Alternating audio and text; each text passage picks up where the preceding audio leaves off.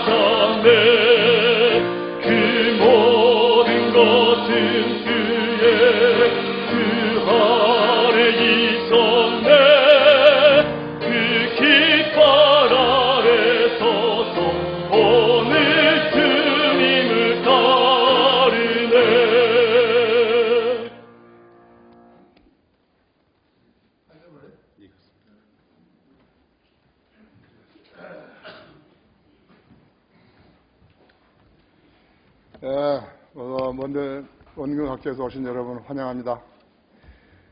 우리 성인들을 믿는 사람들은 1년에 3번 모이죠. 그것이 이제 첫 번째가 지금 이 성경 핵심 강연인데 24회째입니다. 두 번째가 이제 우리는 크리스마스를 안 하기 때문에 그때를 선교 주간으로 잡고 그날 모이고, 그 다음에는 이제 여름 수련회죠. 여름 수련회에 모입니다. 예수 그리스도의 이름으로 모이는 자리에는 예수 그리스도의 복음으로 구속받은 성도들은 다 모여야 합니다. 그것이 주님을 기쁘시게 하는 일인 것입니다.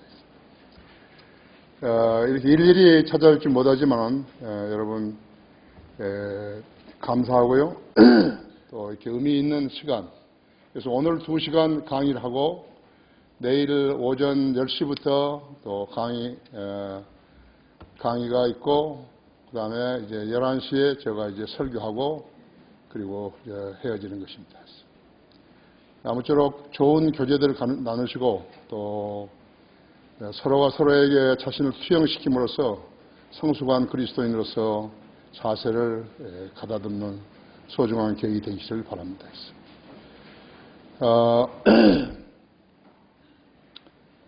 우리 강사들은 여러분들 아시지만 한순영 우리 강사, 그 다음에 박순영 강사, 그 다음에는 김진석 강사, 이렇게 3분이서 강의를 합니다. 그러면 제가 기도하고 그리고 바로 시작하겠습니다. 다 같이 기도하십시다. 존귀하시고 거룩하시며 전지전능하신 아버지 하나님, 주님의 사랑과 은혜를 감사합니다. 금년에 우리는 24회 성령신 강해를 갔습니다. 어리석고 무지하고 다 성숙하지 못한 저희들을 들이시고 하나님께서는 이 땅에 가장 위대한 사역을 펼쳐주고 계십니다. 한글 킹제임 성경을 펴내게 해주시고 한글 킹제임 성경의 기조에 성경대로 믿는 사람들이 이 땅에 생겨났습니다. 주님께서 지역 교회들을 세워주시고 또 많은 성도들이 잘 성장하여서 주님을 바로 섬기게 하신 것으로 인해서 감사를 드립니다. 또 주님께서는 킹제임 성경 신학교를 세워주셨고 서울 크리스찬 중고등학교를 세워주셨고 또 월간 성경들을 믿는 사람들을 펴내게 하셨고 개간지 그날의 양식을 펴내게 하셨습니다. 인터넷 방송으로 140여 개국에서 우리 주일 설교를 듣게 하셨습니다. 수많은 사람들에게 전도지를 전달하고 거리에서 복음을 전하며 구령하는 저희 성도들의 모습이 얼마나 아름다운지요. 주님께서 이렇게 육성을 시켜주시고 주님의 말씀을 가지고 세상에 나가 전파하게 하는 그 은혜로 인해서 감사를 드립니다. 오늘 우리 한순영 형제와 박순영 형제, 그 다음에 또 김진석 형제와 내일 강의를 합니다. 제가 그 다음 시간에 설교를 합니다. 이 모든 순서를 주님께서 관장하시고 저희가 드리는 찬양과 감사와 경배로 영광 받아주시기 원합니다. 오고 가는 길 위에 안전하고 무사하도록 시켜주시니 우리가 아름다운 성도의 교제를 가지고 성장할 수 있는 그러한 기틀이 되게 해주십시오. 마귀가 어떠한 행태로든지 이 모임을 방해하지 못하도록 지켜 보호해 주십시오. 다시 오셔서 우리를 데려가실 주 예수 그리스도 이름으로 기도했습니다. 오십시오.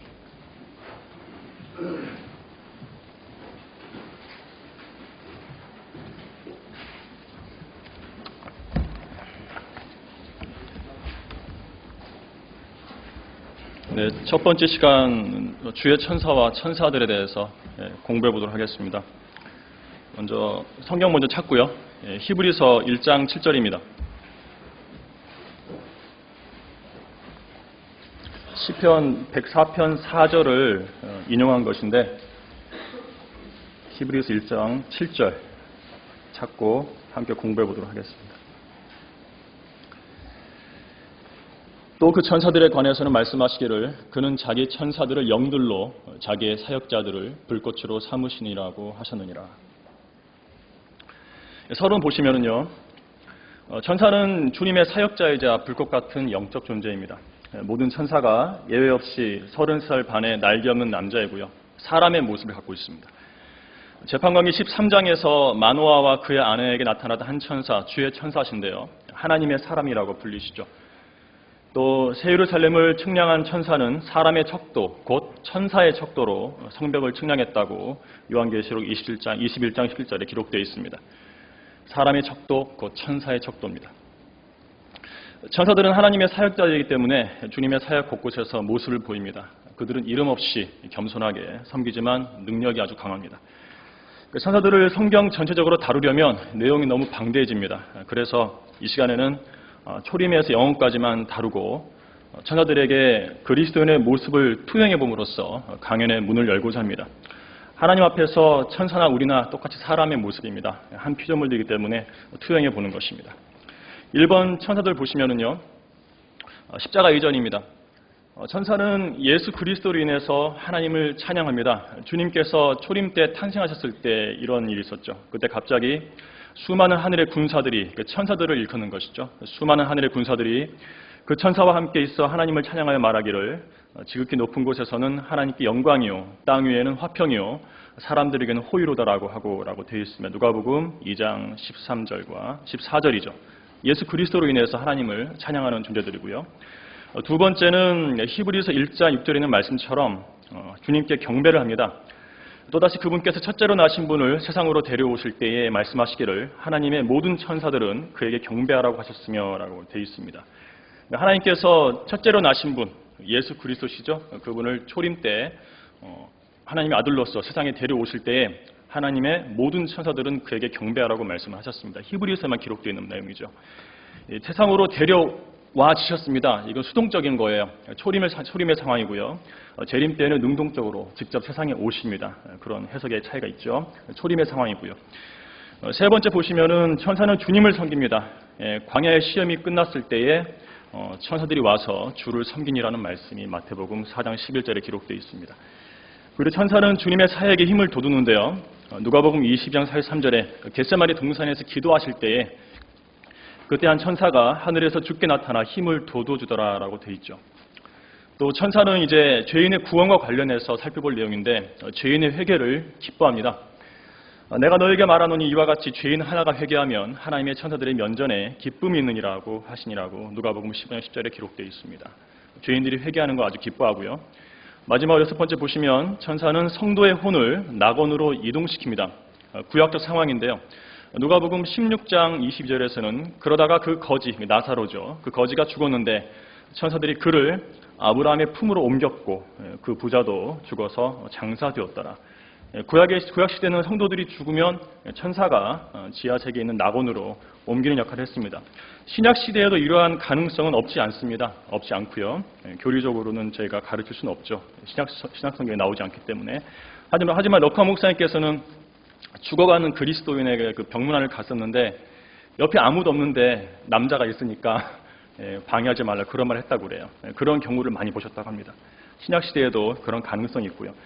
이렇게 천사의 모습을 보면은 정리할 수 있는 내용이 있습니다. 하나님을 찬양하고요. 박스를 보시면은 경배하고 하나님을 섬기고 사역에 힘이 되고 또 죄인이 회개하여 낙원에 가게 된 것을 기뻐하는 천사의 모습이죠. 이것이 그리스도인이 가져야 할 가장 기본적인 자세인 것을 우리에게 보여주고 있습니다. 이번 보시면은요, 십자가 이후입니다.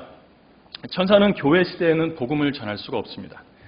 사도행전 10장 3절과 5절인데요. 그가 그날 제9시경에 코넬료입니다. 제9시경에 환상 속에서 분명하게 보니 하나님의 천사가 그에게 와서 말하기를 코넬료야 하더라. 그 뒤 내용은 이제 코넬료에게 천사가 한 말입니다. 그러므로 이제 사람들을 요파에 보내어 베드로라고 하는 시몬을 청하라 하더라고 되어 있습니다.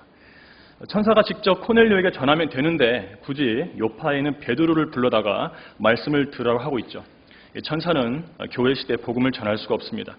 예수 그리스도의 피는 피를 가진 사람을 위해 흘려졌죠. 천사에게는 피가 없습니다. 그래서 천사는 죄를 지으면 그 길로 끝입니다. 십자가의 복음은 피를 가진 사람을 위한 것이고요. 이 복음은 사람이 사람에게 전하도록 정해져 있습니다.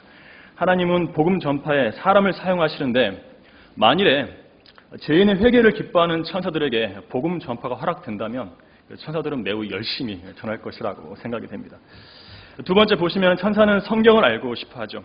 베드로전서 1장 12절인데요. 그들은 이제 구약에서 그 구원의 은혜에 관해서 예언하는 구약 선지자들이에요.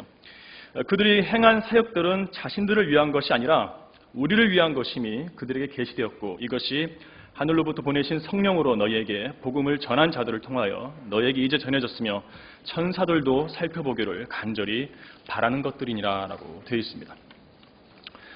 구약 선지자들은 복음에 관해서 하나님께 들은 바를 기록했는데 그들 자신은 그것이 무슨 뜻인지 알지 못했습니다. 그래서 그 부분만큼은 성경을 덮어둬야 했죠. 그런데 그 신비가 신약 시대의 바울을 통해서 밝혀지자 우리 그리스도인들이 성경을 펼쳐서 그 말씀들을 읽으면서 하나님의 은혜에 감복을 합니다. 천사들은 이제 우리가 성경을 펼쳐 읽을 때 관심을 보이는 거예요. 관심을 보이면서 그 내용이 무엇인지를 살펴보기를 간절히 바라는 것입니다. 우리가 성경을 덮어두면 천사는 성경을 볼 수가 없습니다. 성경은 그리스도인에게 주신 책이죠. 천사에게 주신 책이 아닙니다. 우리가 펼쳐서 봐야 하는 것이에요. 그런데 성경을 보지 않는 그리스도인보다도 천사가 성경을 더 열심히 배우고 공부하고 싶어 한다는 사실이 다소 충격적이죠. 그렇죠? 자, 하나님의 책인 성경의 가치를 알고 무엇보다도 귀하게 여기는 것은 바로 천사입니다. 하나님의 말씀을 귀하게 여기고 열심히 공부를 해야죠. 세 번째와 네 번째는 이제 교회의 실행에 관련된 것입니다. 천사는 성도들이 모였을 때 성경대로 실행하는지를 관심 있게 지켜봅니다. 고린도전서 11장에 보시면 이런 까닭에 여자는 천사들로 인하여 머리 위에 권위를 두어야 하리라고 되어 있습니다. 이 구절은 회중이 모였을 때에 여자가 남자를 자신의 머리로 두고 그 권위를 인정하는가를 이 천사들로 인해서 해야 한다는 것이죠. 천사들은 성경대로 실행하는 회중을 몹시도 보고 싶어하는 것이에요. 그들의 하나님의 책대로 우리가 행하는지를 보고 싶어하는 것입니다. 네 번째 보시면 천사는 목회가 성경대로 이루어지는가에 관심이 있습니다.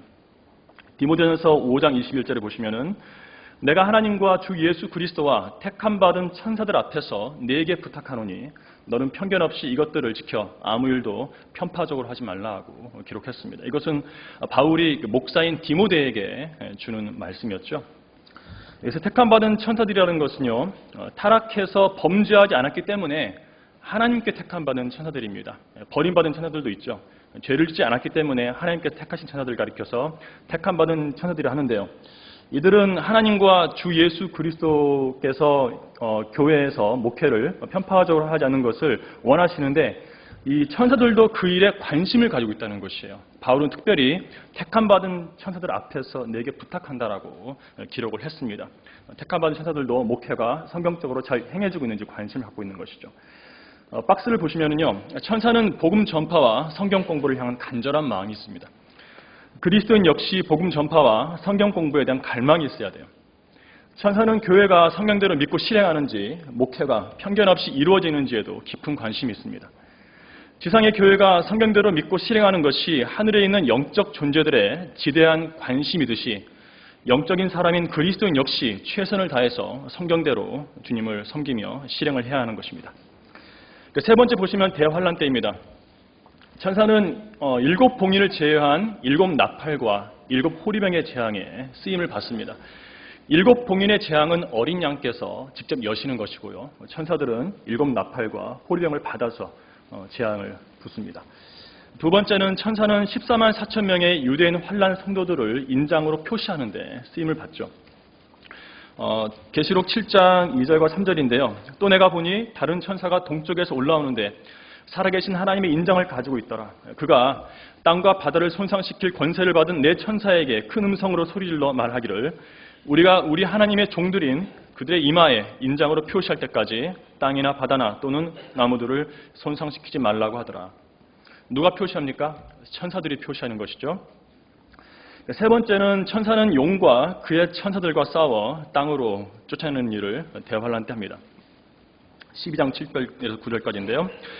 또 하늘에 전쟁이 있으니 미카엘과 그의 천사들이 용을 대항하여 싸우고 용과 그의 천사들도 싸우나 그들이 이기지 못하여 하늘에서 더 이상 있을 곳을 찾지 못하더라. 그리하여 그 큰 용이 쫓겨나니 그는 마귀라고도 하고 사탄이라고도 한 옛뱀 곧 온 세상을 미혹하는 자라. 그가 땅으로 쫓겨나고 그의 천사들도 그와 함께 쫓겨나더라라고 기록되어 있습니다. 천사들 중에는 용을 따르는 천사들도 있습니다. 용편에 서서 하나님을 대적하는 천사들이 있고요. 그들과 미카엘과 그의 천사들이 싸워서 대환란 때 땅으로 쫓아내는 일을 합니다. 승리한 것이죠. 4번 보시면은요, 천사는 이제 대환란 때가 되어서야 복음을 전파합니다. 영원한 복음을 전파하죠. 계시록 14장 6절과 7절입니다. 또 내가 보니 다른 천사가 하늘 한가운데로 날아가는데 그가 땅에 사는 자들과 모든 민족과 족속과 언어와 백성에게 전할 영원한 복음을 가지고 큰 음성으로 말하기를 하나님을 두려워하며 그분께 영광을 돌리라. 이는 그분의 심판의 때가 이르렀습니다. 하늘과 땅과 바다와 물의 원천들을 지으신 그분께 경배드리라고 하더라. 땅에 살고 있는 대환란 때 땅에 살고 있는 인류에게 지금 복음을 전하는 거예요. 대환란이 끝나가니까 심판의 때 가까웠으니까 대환란이 끝나가니까 짐승에게 경배하지 말고 조금만 더 견디라고 말을 하고 있는 것입니다.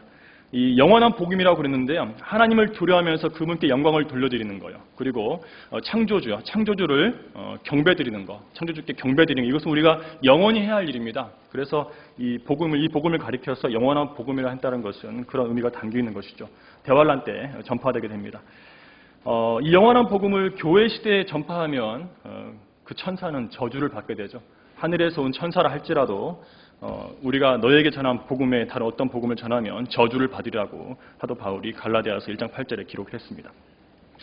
마지막으로 5번에 보시면은 그리고 천사들의 타락은 계속됩니다. 자, 그런데 그 용의 꼬리로 하늘의 별 3분의 1을 끌어다가 땅에 던지더라. 또 그 용이 그 아이가 태어나자마자 삼키려고 출산하려는 그 여인 앞에 서 있더라고 계시록 12장 4절에 기록되어 있습니다.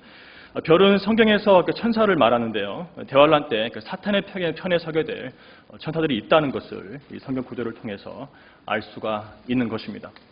이 박스를 보시면은요. 대환란 때는 천사들의 활약이 아주 두드러집니다. 특히 미카엘과 그의 천사들이 용과 그의 천사들과 치르는 전쟁은 영적 전쟁의 기본을 규정하고 있습니다. 영적 전쟁은 사탄의 세력과의 전쟁인 것이죠. 그리스도인은 미카엘과 그의 천사들처럼 영적 전쟁에 승리해야 합니다. 여기서 특히 주목해야 할 부분은요. 교회 시대에 하나님을 섬기는 천사들 중 3분의 1이 대환란 때 용의 편에 선다는 사실입니다. 그 천사들의 계속되는 타락은요. 그리스도인의 계속되는 타락을 읽게 합니다. 지난 2000년 교회사에서 그리스도인들의 타락은 계속되어 왔죠. 하나님께 경배하고 하나님을 섬기던 사람들이 배교했습니다. 그렇다면 나는 여기서 예외일 수는 없는가? 방법은 없는 것인가? 이렇게 물을 수밖에 없는 것입니다. 자, 4번 보시면은요. 재림 때입니다. 천사는 세상 끝에 추수꾼으로서 활약을 합니다. 마태복음 13장 39절부터 43절인데 밭의 그 독보리들의 비유에 대해서 주님께서 말씀하시면서 천사를 추수꾼으로서 언급을 하셨어요. 독보리들을 뿌리는 그 원수는 마귀이며 추수는 세상의 끝이요 추수꾼들은 천사들이라. 그러므로 독보리들을 거두어서 불에 태웠듯이 이 세상의 끝에도 그렇게 되리라. 인자가 그의 천사들을 보내리니 그러면 그들이 실족해 하는 모든 것들과 불법을 행하는 자들을 그의 왕국에서 가려내어 모으리라. 그리하여 그들을 불타는 용광로 속으로 던지리니 거기서 울며 이를 갈고 있으리라. 그때에 의인들은 그들의 아버지의 왕국에서 해처럼 빛나리라. 들을 뀌는 자는 들을지어다 라고 말씀을 하셨습니다. 세상 끝에 천사들이 추수꾼으로서 활약을 하는데요. 그 마태복음 13장에 보면은 또 그물의 비유라는 게 있죠. 같은 내용을 말씀하고 있습니다. 세상의 끝에도 그러하리라. 천사들이 나와서 악인들을 의인들로부터 가려내어 그들을 불타는 용광로 속으로 던지리니 거기서 울며 이를 갈고 있으리라고 하시더라라고 말씀하셨습니다. 의인들에게서 악인들을 가려내어서요. 그 악인들을 불타는 용광로 속으로 던지는 일이 세상 끝인 그때 있게 되는데 이 일에 천사들이 추수꾼으로서 쓰임 받는 것입니다. 이 박스를 보시면은요. 예수님께서는 마태복음 9장 37절과 38절에서 말씀하셨어요. 참으로 추수할 것은 많으나 일꾼들이 적구나. 그러므로 너희는 추수의 주께 기도하여 추수할 일꾼들을 보내주시라고 하라. 이렇게 말씀을 하셨습니다. 추수꾼들은 이처럼 초림 때에도 필요하고요. 교회 시대에도 재림 때에도 필요한 것입니다. 재림 때에는 천사들이 추수꾼들이지만 교회 시대에는 그리스도인들이 추수꾼들입니다. 복음은 씨를 뿌리는 것도 중요하지만 다른 성도가 뿌려놓은 것을 나중에 추수하는 것도 중요한 일입니다. 둘 다 중요한 일이므로 구령의 열매가 없어도 씨 뿌리기를 주저하지 말고 또 구령의 열매를 거둔 성도는 다른 성도가 뿌려놓은 것을 거둔 것일 수도 있음을 잊지 말아야 합니다. 이렇듯 한 사람은 심고 한 사람은 거둔다는 그 말이 옳도다. 나는 너희가 일하지 않은 것을 거두게 하려고 너희를 보내었노라. 일은 다른 사람들이 하였고 너희는 그들의 수고에 참여하느니라고 요한복음 4장 37절과 18절에서 말씀하셨습니다. 하나님은 우리의 행위와 사랑의 수고를 잊으실 만큼 불의하시지 않습니다. 복음의 씨를 뿌리면 그 수고를 잊지 않으시는 것입니다. 자, 5번 보시면은요. 천녀왕국에서입니다. 천사는 천녀왕국에서 통치하지 않습니다. 히브리서 1장 13절에 따르면은요. 그러나 하나님께서 어느 때에 천사들 중 어느 누구에게 내가 내 원수들을 내 발판으로 삼을 때까지 너는 내 오른편에 앉아 있으라고 말씀하신 적이 있느냐라고 기록되어 있고요. 또 히브리서 2장 5절은요. 그분께서는 우리가 말하는 바 오는 세상을 천사들의 지배에 맡기지 아니하셨으니라고 말씀하고 있습니다. 천녀왕국은 천사들의 지배에 맡기지 않습니다. 박스를 보시면 천사에게는 천녀왕국 통치권이 주어지지 않는 것이에요. 이 왕국 통치권은 특별한 천사들에게 부여되는데 이 천사들이 과연 누구일까요? 자, 영원에서입니다. 천사는 구원의 상속자들을 섬기는 영입니다. 이 부분 잘 보시기 바랍니다.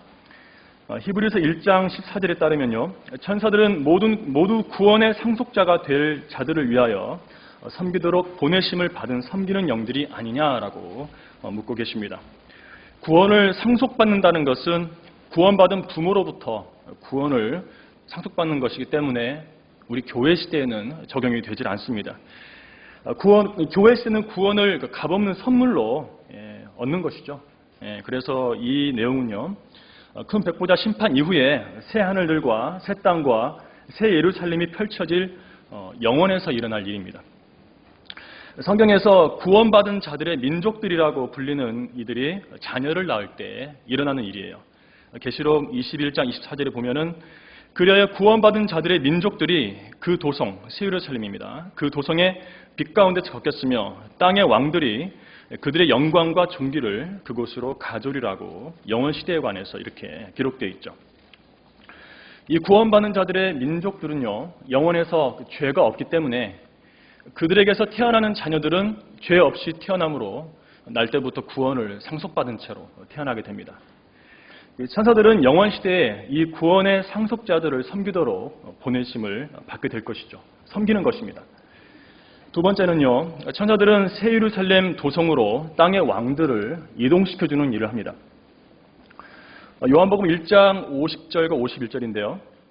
또 그에게 말씀하시기를 진실로 진실로 내가 너희에게 말하노니 너희가 이후로는 하늘이 열리고 하나님의 천사들이 인자 위에 오르내리는 것을 보리라고 하시더라. 이렇게 기록되어 있죠. 천사들이 실제적으로 예수 그리스도 위를 오르내린 일을 해석하려면 이사야서 66장 1절이 참조 구절이 됩니다. 주가 이같이 말하노라 하늘은 나의 보좌요 땅은 나의 발판이라. 너희가 나에게 지어준 집이 어디 있으며 나의 안식할 곳이 어디 있느냐. 이 구절은 주님께서 하늘에 앉아 계시고 그분의 발을 땅에 딛고 계시는 것으로서 묘사하고 있죠.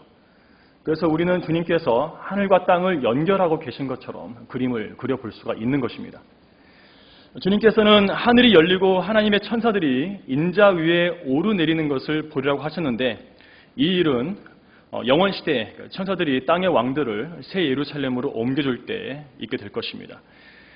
요한계시록 21장 24절부터 26절에 이렇게 기록되어 있습니다. 그래야 구원받은 자들의 민족들이 그 도성의 빛 가운데서 걷겠으며 땅의 왕들이 그들의 영광과 존귀를 그곳으로 가져오리라. 또 그곳의 성문들을 낮에는 결코 닫지 아니하리니 이는 그곳에 밤이 없음이라. 그들이 민족들의 영광과 존귀를 그곳으로 가져오리라. 이렇게 기록되어 있습니다. 이때 하나님의 천사들이 땅 위에 위성처럼 떠있는 새 예루살렘으로 땅의 왕들을 옮겼다가 그 왕들을 다시 내려보내기 위해서 사다리를 타고 오르락내리락 할 것인데요. 사다리를 사용한다니까 좀 이상하게 들리실 거예요. 우리 창세기 28장 12절로 한번 가보도록 하겠습니다. 성경을 펼치셔가지고요. 창세기 28장 12절입니다.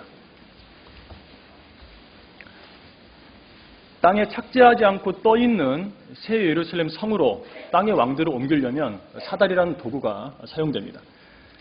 28장 12절 보시면은요, 야곱의 꿈이죠. 그가 꿈을 꾸었으니 보라, 사다리가 땅에 섰는데 그 꼭대기가 하늘에 닿았고 보라, 하나님의 천사들이 그 위에서 오르락내리락 하며라고 말씀하고 있습니다.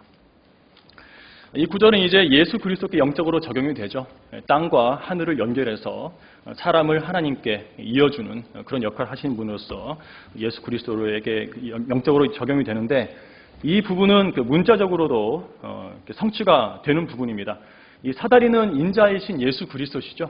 예표적으로 그렇습니다. 그런데 주님께서는 천사들이 인자 위를 오르내리라고 말씀을 하셨고, 그래서 이 인자 위를 오르내리는 일이, 이 사다리가 예표하는 인자 위를 오르내리는 일이 실제적으로는 이제 하늘을 보좌로 땅을 발판으로 해서 앉아 계시는 주님 위를 천사들이 이렇게 사다리를 놓고 실제로 올라가다 내리락하는 것으로서 이렇게 문자적으로 성취가 되는 것입니다. 땅의 왕들은 이제 그때가 되면은 각각 한 개의 진주로 된 12대문들 중 각 민족에게 해당하는 대문을 통해서 들어오게 되는 것입니다. 자, 박스를 보시면은요, 이렇듯 천사는 섬기는 사역자로 지음받은 영적 존재입니다. 영원 시대에도 섬깁니다. 섬김의 자리에서 벗어난 천사들은 타락하고 말았죠. 성도가 자신이 섬겨야 할 자리를 벗어나면 그것이 곧 타락입니다. 따라서 각자의 섬김의 자리를 확인하고 그 자리에서 이탈하지 않고 겸손하게 섬겨야 하는 것입니다. 영원히 섬기는 천사처럼 섬겨하는 것이죠. 두 번째는 주의 천사입니다. 천사는 전달자 이상의 의미를 갖습니다. 천사는 성경에서 현현, 명백하게 나타난다는 거죠. 현현을 뜻하는데요. 따라서 주의 천사는 주께서 사람의 몸의 형태로 나타나신 것을 말하는 것이죠. 주의 천사라고 하니까 미카엘이나 가브리엘 정도로 생각하는 사람들이 있습니다. 결국 그렇지 않고요. 주의 천사는 주님께서 눈으로 볼 수 있도록 나타나신 분을 가리키는 것입니다. 주의 천사. 자, 한 가지 예를 보도록 할게요. 구약에 보면은 이제 모세와 여호수아에게 주의 천사께서 나타나신 사건이 있었습니다. 출애굽기 3장 1절부터 14절인데요. 다 읽을 수는 없고요. 제가 일부만 인용해 드렸는데 밑줄 친 부분을 보시면은 그 주의 천사라고 되어 있고요. 또 주 하나님 이렇게 계속 이어지고 있습니다. 같은 분을 제가 이제 보기 쉽도록 밑줄을 쳐드렸어요. 주의 천사라고 처음에 언급되시는데 그 뒤에는 주, 그 뒤에는 하나님 쭉 가는 것이고요. 6절에 보시면은 주의 천사께서 직접 말씀을 하세요. 나는 네 조상의 하나님이니 곧 아브라함의 하나님, 이삭의 하나님, 야곱의 하나님이라 이렇게 말씀하셨습니다. 자신의 정체를 밝혀주신 거예요. 14절에 보시면은 하나님께서 모세에게 말씀하시기를 주의 천사를 가리켜서 하나님이라고 하는 겁니다. 하나님께서 모세에게 말씀하시기를 나는 곧 나니라 하시고 또 말씀하시기를 너는 이스라엘 자손들에게 이같이 말할지니 나이신 분께서 나를 너희에게 보내셨다 하라 하시니라 이렇게 되어 있습니다. 주의 천사는 이 구절들에 따르면 주이시고요. 하나님이시고 나는 곧 나니라 나이신 분으로 이렇게 불리십니다. 주 여호와 하나님의 현현이시고요. 성육신 이전에 예수 그리스도라고 우리는 알고 있습니다. 2번 보시면은 이 주의 천사께서는요. 여호수아에게 주의 군대 대장으로 나타나셔서 경배를 받으셨습니다. 여호수아 5장 인용되어 있죠. 여호수아가 여리코 근방에 있었을 때 눈을 들어보니 보라 어떤 사람이라고 표현되어 있습니다. 어떤 사람이 손에 칼을 빼어들고 그를 향해 서 있는지라 여호수아가 그 사람에게 가서 말하기를 너는 우리 편이냐 우리의 대적편이냐 하니 그가 말하기를 나는 주의 군대 대장으로 지금 여기에 왔노라 하더라. 여호수아가 땅에 엎드려 경배하고 그에게 말씀드리기를 나의 주여 종에게 무엇을 말씀하시나이까 하니 주의 군대의 대장이 여호수아에게 말씀하시기를 네 발에서 신을 벗으라 네가 서 있는 곳은 거룩함이라 하시니 여호수아가 그대로 하더라. 어떤 사람이라고 표현되신 분은 주의 군대 대장이시고요. 이 주의 군대 대장께 여호수아가 경배를 드렸죠. 하나님이신 겁니다. 그리고 화살표가 되어 있는데요. 이 밑에 화살표 보시면은 그 밑줄 친 부분에 네 발에서 신을 벗으라 네가 서 있는 곳은 거룩함이라고 말씀을 하셨는데 위에 그 모세와 만나신 그 구절을 보시면 거기에도 화살표가 있습니다. 똑같은 말씀을 하시죠. 네 발에서 신을 벗으라 이는 내가 서 있는 곳이 거룩한 땅임이니라. 같은 분께서 말씀하신 거예요. 모세에게는 주의 천사가 나타나셨고 여호수아에게는 주의 군대 대장이시라고 그분의 그 정체를 다른 표현으로 말씀을 하신 것입니다. 이 주의 천사께서는 예수 그리스도께서 경배를 받으신 것처럼 여호수아의 경배를 받으셨죠. 예수 그리스도께서는 육신으로 오신 하나님이셨기 때문에 경배를 받으시는 것을 아주 마땅하게 여기셨고요. 사람이 경배를 드릴 때에 막지 않으셨어요. 2번 보시면은요. 사람들에게 경배를 받으신 예수 그리스도는요. 하나님의 천사, 곧 하나님의 현현이셨습니다. 참조할 수 있는 구절이 갈라디아서 4장 14절이죠. 또 너희는 나의 육체 안에 있는 나의 시련을 무시하거나 거절하지도 아니하였고 오히려 하나님의 천사같이 곧 그리스도 예수같이 나를 영접하였도다. 바로 이 주님께서 구약에서는 주의 천사라고 언급이 되신 것이고 신약에서는 하나님의 천사시라고 바울이 말하고 있는 것입니다. 사람으로 오신 예수 그리스도께서는 죽음의 고난 때문에 천사들보다 조금 낮아지셨죠. 그러나 주님은 분명 하나님의 현현이셨습니다. 그렇기에 임마누엘, 우리와 함께 하시는 하나님이라고 마태복음 1장 23절에서 불리시는 것이에요. 우리와 함께 하시는 하나님께서 하신 말씀 중에 스스로를 여호와 하나님으로서 계시하신 말씀이 있죠. 요한복음 10장 30절에서는 나와 내 아버지는 하나니라 하셨고요. 또 요한복음 8장 58절에서는요. 예수께서 그들에게 말씀하시기를 진실로 진실로 내가 너희에게 말하느니 아브라함이 나기 전부터 나는 있느니라고 하시니라고 되어 있습니다. Before Abraham was, I am이라고 하셨죠. IM이라고 하신 거예요. 그런데 IM이 이제 나이신 분의 영어 철자입니다. 그런데 이 IM이라는 이름의 힘을 사용하셨을 때는 기이한 일이 벌어집니다. 주께서 내가 그니라, I am he라고 하시니 he는 이제 헬라어 성경에는 없는데 번역하다가 이제 그 영어의 성격상 붙여놓은 거죠. 이탈리아로 되어 있습니다. 원래는 I am이라고 하신 거예요. 내가 그니라고 말씀하시자 그들이 뒤로 물러서서 땅에 엎드리더라고 되어 있습니다. 주님을 잡으러 온 자들에게 I am 하시니까 그 이름의 힘이 그들에게 느껴져서 뒤로 물러나서 경배를 드린 거예요. 그런데 대가를 보시면은요, 이들은 I am이신 분께 엎드려 경배했지만 다시 일어나서 그 주님을 체포했습니다. 이것이 하나님께 경배드리는 인간들의 실상이에요. 경배를 드려도 주님께 대적할 수 있는 것이죠. 하나님께 경배를 드린다 해도 그분께 대적할 수 있는 것입니다. 주님은 출애굽기 3장 14절에 I am, 곧 나이신 분께서 육신으로 오셨던 분이신 것입니다. 경건의 신비는 논쟁의 여지 없이 위대하도다. 하나님께서는 육신으로 나타나셨고 성령으로 의롭게 되셨으며 천사들에게 보이셨고 이방인들에게 전파되셨으며 세상에서 믿음 바 되셨고 영광 가운데로 들려 올라가셨습니다. 디모데전서 3장 16절 말씀입니다. 3번 보시면은요, 이렇게 승천하신 예수 그리스도께서는요, 머지않아 공중 재림하시어 교회를 휴거시키신 뒤 대환란 어느 시점에 주의 천사로서 땅에 유대인들에게 출현하실 것입니다. 요한계시록 10장 1절부터 3절의 내용인데요. 내가 보니 다른 힘센 천사가 하늘에서 내려오는데 구름으로 옷 입고 머리에 무지개가 있으며 얼굴은 해와 같고 그의 발은 불기둥 같더라.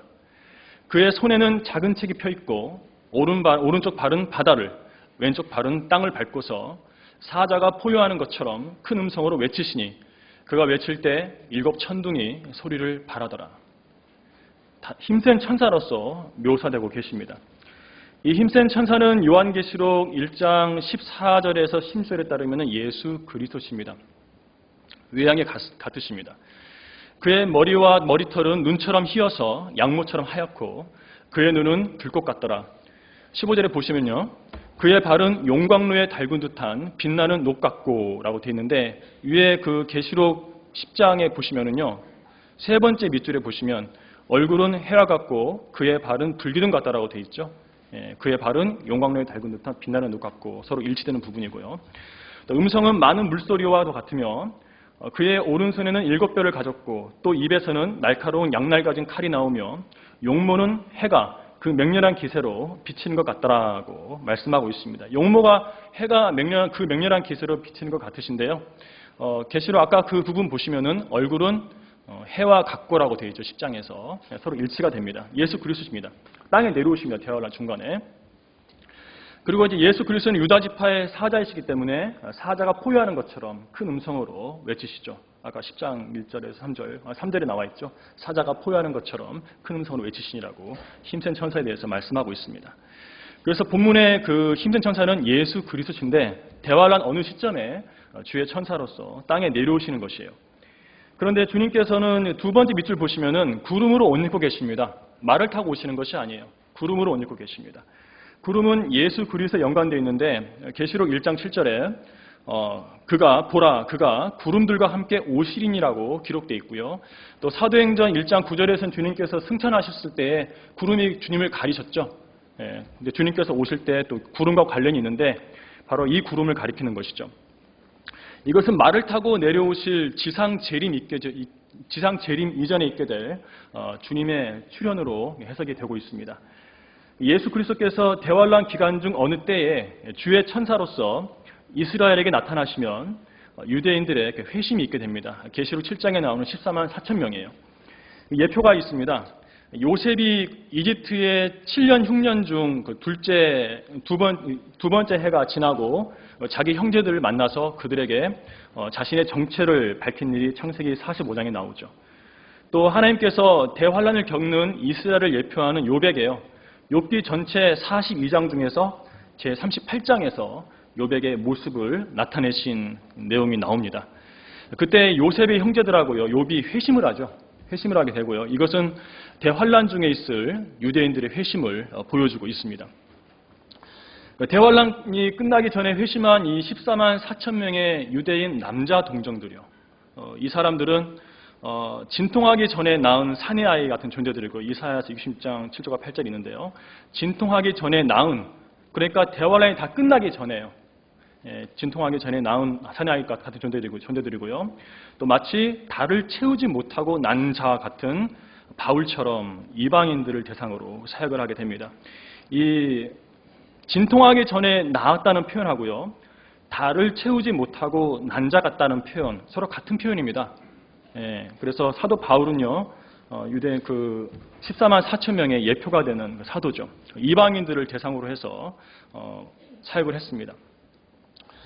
유대인 환란 성도라고 불리는 이 이스라엘의 남은 자들은 하나님의 종들로서 그들의 이마에 인장으로 표시를 받고요.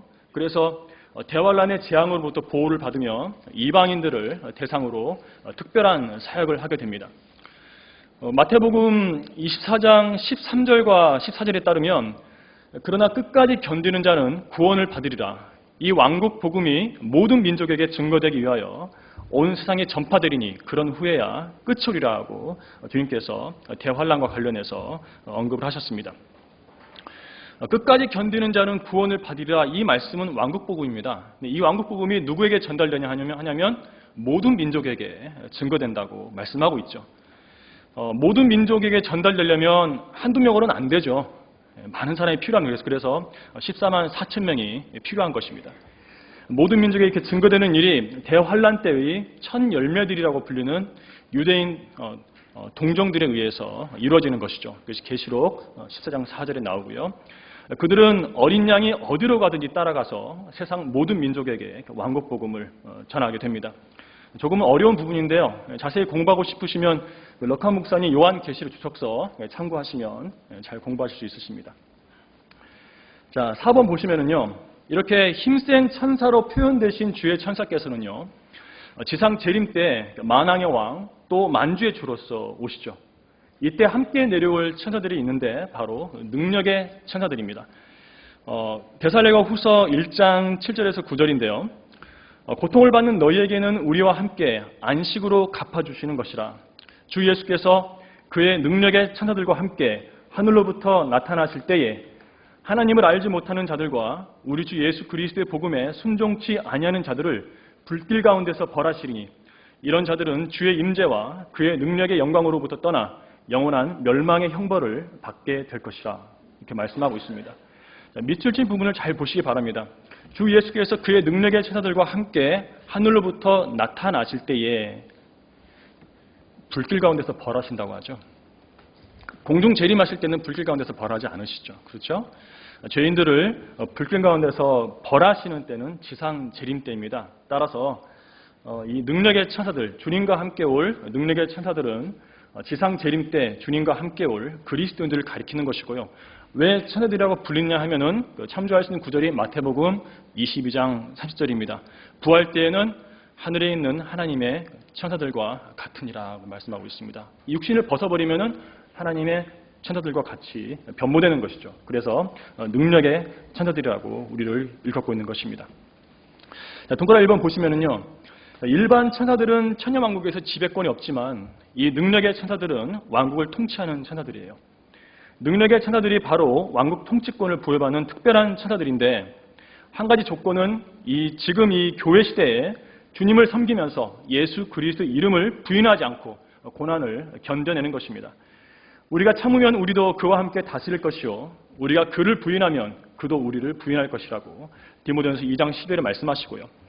성령이 친히 우리의 영과 함께 우리가 하나님의 자녀임을 증거하시거니와 자녀이면 또한 상속자들이니 하나님의 상속자들이요 그리스도와 함께한 공동 상속자들이니 우리가 그와 함께 고난을 받은 것은 함께 영광도 받게 하려 함이니라고 로마서 8장 16절과 17절에서 말씀하고 있습니다. No cross, no crown이죠. 고난을 받는 것은 함께 영광도 받게 하려 하심입니다. 자, 이 능력의 천사들에게는 큰 백보자 심판 때에 세상과 타락한 천사들에 대한 심판권 또한 주어집니다. 너희는 성도들이 이 세상을 심판하라는 것을 알지 못하느냐? 세상이 너희에게 심판을 받을진데 너희가 지극히 작은 일들을 심판할 역량도 없느냐? 너희는 우리가 천사들을 심판하라는 것을 알지 못하느냐? 하물며 이생에 관한 일들이라고 고린도서 6장 2절과 3절에서 바울이 말을 했죠. 세상의 죄인들뿐만 아니라 천사들까지도 심판하게 될 우리는 참으로 대단한 사람들입니다. 천사들이라는 것은 창세기 6장에서 하나님의 아들들이라 불리는 그 천사들이 죄를 짓고 타락해서 흑암에 갇혀 있는데 바로 이들을 그들의 자리를 대체한 신약의 하나님의 아들들이 능력의 천사들이 되어서 심판을 하게 되는 것이죠. 그래서 한번 보시면은요. 그리고 우리는 별들처럼 영원히 빛날 것입니다. 다니엘서 12장 3절에 보면은 현명한 자들은 창공의 광명처럼 빛날 것이요 많은 사람을 의로 돌이키는 자들은 별들처럼 영원 무궁토록 빛나리라. 왜 천사를 별이라 하냐면 빛날 것이기 때문에 그런 것입니다. 우리는 빛날 존재죠. 이 땅에서 죄인들을 구령한 능력의 천사들은 별들처럼 영원히 빛나게 될 것입니다. 방금 살펴본 이것은 우리가 현재 기대하고 소망하는 일들이죠. 앞으로 일어날 일들을 간절히 소망하고 있는 성도들이 많이 있습니다. 또 모두 평소에 배워서 잘 알고 있는 내용이에요. 하지만 능력의 천사들로서 나타나게 될 우리 그리스도인들에게 현재 남겨진 숙제가 있습니다. 아까 한 가지 문제에 대해서 문제점을 제가 이제 박스 안에서 제시해드리는 게 있는데 다시 읽어보도록 하겠습니다. 천사들의 계속되는 타락은 그리스도인들의 계속되는 타락을 읽게 합니다. 지난 2000년 교회사에서 그리스도인들의 타락은 계속되었고요. 하나님께 경배하고 하나님을 섬기던 사람들이 배교했죠. 그렇다면 나는 여기서 예외일 수 없는가? 방법은 없는 것인가에 대한 해답을 살펴보도록 하겠습니다. 천사는 사람의 모습입니다. 사람에 집중을 하시기 바랍니다. 주의 천사 역시 어떤 사람이라고 부르셨죠? 사람의 모습으로 나타나셨고요. 그분은 사람이신 예수 그리스도로 직접 사람으로서 오시기도 했어요. 그리고 부활 승천하신 뒤로는 성령께서 오셔서 각 성도 안에 내주하시는데 그런데 성령은 홀리 고스트로도 불리십니다. 이 고스트는 죽은 사람의 몸의 형태를 말하는 영어 표현이죠. 그래서 홀리 고스트는 성령님께서 사람의 모습을 지니셨음을 보여주는 이름인 것이에요. 삼위일체 하나님께서는 사람을 지으실 때 우리의 형상대로 우리의 모습을 따라 사람을 만들자라고 하셨습니다. 창세기 1장 20절 26절에서요. 우리는 아버지와 말씀과 성령, 삼위일체 하나님이시죠. 그 세 분께서 우리의 모습을 따라 사람을 만들자고 말씀하신 거예요. 사람의 모습이신 겁니다. 말하자면 성령에 대한 성경의 표현은요. 홀리 스피릿이 전부가 아닌 것이에요. 성령의 몸의 형태를 보여주는 홀리 고스트라는 이름도 있는데요. 홀리 스피릿은 성경에 누가복음 11장 13절에서 딱 한 번만 사용됩니다. 홀리 고스트는 무려 89회나 사용될 정도로 매우 빈번하게 언급되는데요. 변경된 성경들은 홀리 고스트를 죄다 홀리 스피릿으로 바꿔버렸어요. 그래서 홀리 고스트에 대한 진리를 가려버린 것이죠. 홀리 스피릿이나 더 스피릿은요, 단순히 채우시는 분으로서의 성령님인 반면에 홀리 고스트는 사람의 몸의 형태를 지니신 영으로서의 성령님을 말하는 것입니다. 사람이신 예수 그리스도께서 사람의 모습을 한 그분의 영으로서 오신 거예요. 다시 오셔가지고 홀리 고스트로서 우리 안에 내주하시는 것이죠. 성령님은 예수 그리스도 영이시기 때문에 예수 그리스도 똑같은 사람의 모습을 하고 계십니다. 그래서 우리가 성령으로 충만해지면 예수 그리스도께서 사람인 우리의 몸 안에서 그분의 형태를 갖게 되시는 것이고요.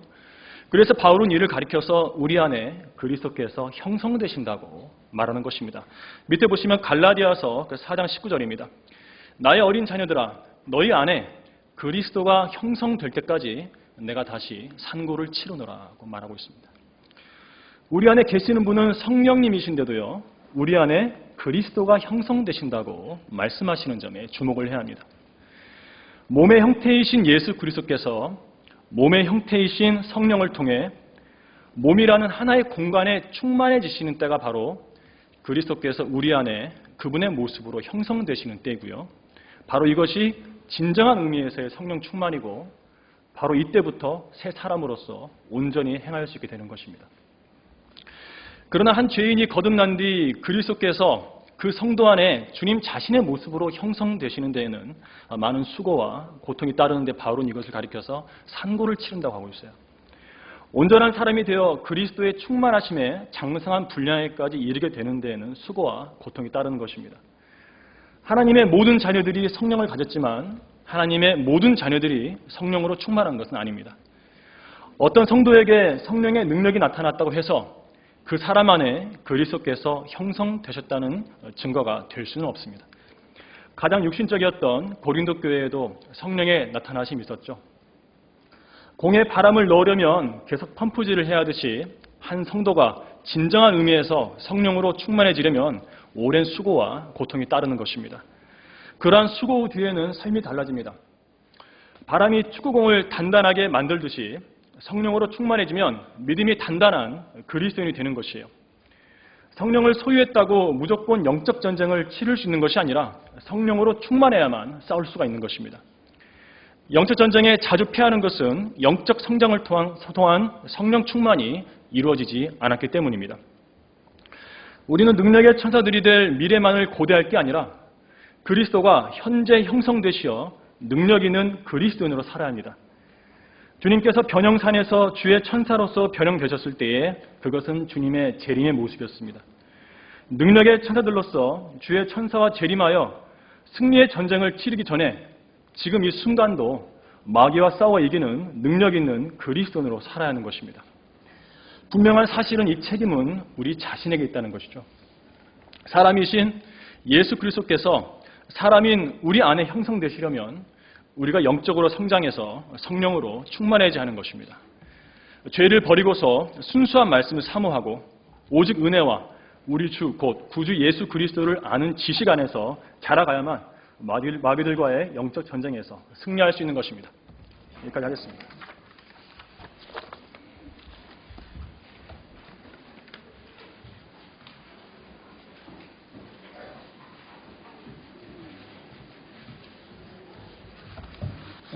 두 번째 강의는 8시에 시작하겠습니다. 화장실 다녀오시고 8시에 시작하도록 하겠습니다.